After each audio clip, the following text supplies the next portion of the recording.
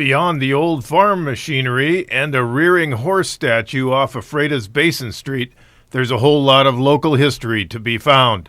Grant County Historical Museum is where you can ogle fire-heated curling irons, rosebud-scented necklaces, and a hootenanny that has nothing to do with the celebration. It's a place where you can pray in the original Catholic church in town, ramble around a cowboy saloon, see a bank safe that got robbed a time or two, or just wander through an Old West town with a plank sidewalk. And don't miss the 17-pound beaver fur hat and the wreath of women's hair. Pat Witham, Grant County Historical Museum Director for 25 years, said the museum averages 6,000 visitors a year. They can walk through the county's history on their own or see the museum with a knowledgeable tour guide such as museum assistant Crystal Lindberg.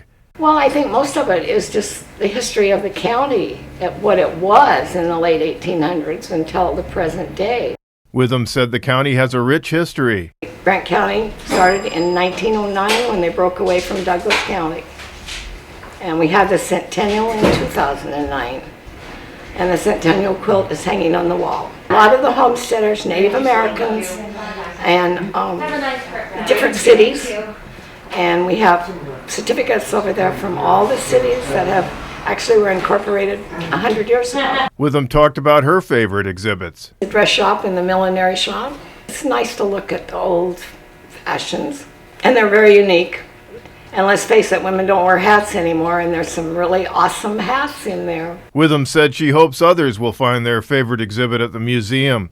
The museum will put on one of the biggest events of the year Saturday afternoon following the Rotary Youth Parade in Ephrata. The event, called the Living Museum, will feature exhibits in every building on the museum property.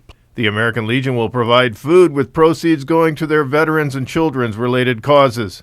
The Grant County Sheriff's Posse will put on stick horse races for kids, a mock robbery, and a street shootout.